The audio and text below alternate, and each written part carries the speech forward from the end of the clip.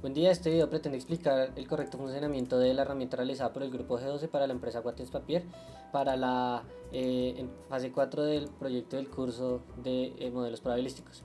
En este se encuentra un archivo de herramienta f4.rar, el cual al descomprimirlo genera esta carpeta. Esta carpeta contiene tres elementos principales. La carpeta F1 y F2 contienen archivos de R, los cuales son los que ejecuta la herramienta como script, y contiene archivos txt para que la herramienta los identifique correctamente. Estos archivos no se deben modificar y para el correcto funcionamiento de la herramienta es necesario tener instalado R y RStudio, tener configurada la variable de entorno de R para que los scripts corran normalmente y es necesario tener instalado el paquete Markup Chain. Bueno, después de haber cumplido con los requerimientos de instalación, les voy a explicar cómo funcionan las políticas de inventario.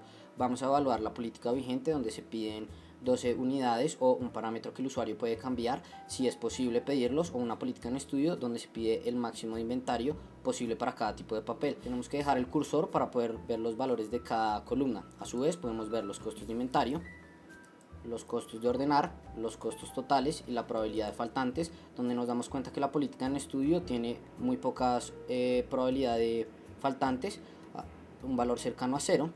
Y lo más importante de esta herramienta es que es muy versátil, le permite al usuario cambiar las unidades a solicitar semanalmente. En este caso le voy a poner que son 15 unidades. Nos vamos a dar cuenta que la política vigente va a disminuir, como se vio, y a su vez estas gráficas cambian de valores. Bueno, ahora veremos cómo es el proceso de producción. En el diagrama vemos cuál es el proceso de producción, en donde tenemos la tasa de llegada a la prensa de presión y la tasa de procesamiento de las demás máquinas, donde el usuario al hacer doble clic puede variar dichos parámetros, y en la parte inferior vemos el tiempo promedio de permanencia en el área de fabricación expresado en segundos. A su vez tenemos el número de veces que las estaciones están llenas en el horario laboral de 24 horas, donde el usuario puede cambiar por parámetro el número de unidades que hay en cada zona. Y en la parte inferior vemos el número de veces que la estación está llena en una jornada.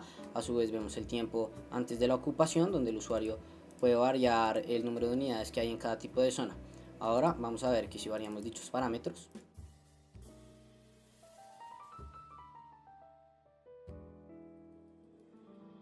y le damos correr,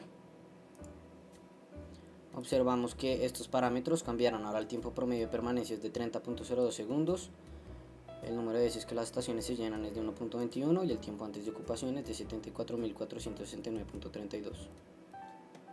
Bueno, ahora la parte de políticas de atención a clientes, generamos estas tablas que hablan de las probabilidades de cambiar de estados dada una frecuencia, y se leen de la siguiente manera. Por ejemplo, si un cliente es bronce y se atiende con la frecuencia 1, la probabilidad de ascender va a ser 0, la probabilidad de mantenerse va a ser 1 y la probabilidad de descender va a ser 0.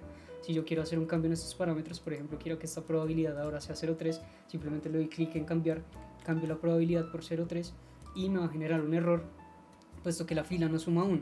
Para que la fila sume 1 voy a cambiar esta por una probabilidad de 0,7, le doy a aceptar, y como la fila ahora suma 1, entonces se puede correr el modelo y se generan unos resultados. Para ver los resultados se da clic en el botón ver resultados y se muestra en esta tabla la política óptima y se muestra el valor esperado para los ingresos. Esta tabla de la política óptima se lee de la siguiente manera: si un cliente es bronce y estoy en julio, lo tengo que atender con la frecuencia 2, y pueden pasar dos cosas: o puede mantenerse en bronce o puede pasar a ser plata. Si en agosto el cliente es plata, entonces lo voy a atender con una frecuencia 3. Si en septiembre el cliente es oro, lo voy a seguir atendiendo con una frecuencia 3, y así sucesivamente. Nótese que hay unos ceros y eso no implica que se atienda con una frecuencia 0, sino que no es un caso que sea posible. Ahora, para hacer un análisis de sensibilidad, contamos con esta interfaz en la que en la parte de arriba se muestra la política inicial, y en la parte de abajo se puede hacer una variación en los parámetros para ver la sensibilidad de la política. Por ejemplo, si yo aumento esto en un 12%, la variación en los precios, la política no es sensible.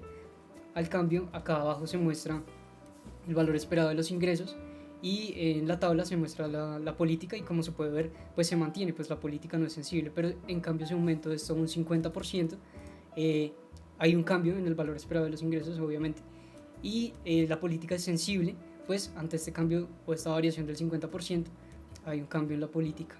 Lo interesante es que se pueden hacer análisis variando los dos parámetros y es completamente dinámico, y se genera el resultado de forma inmediata en la parte de abajo.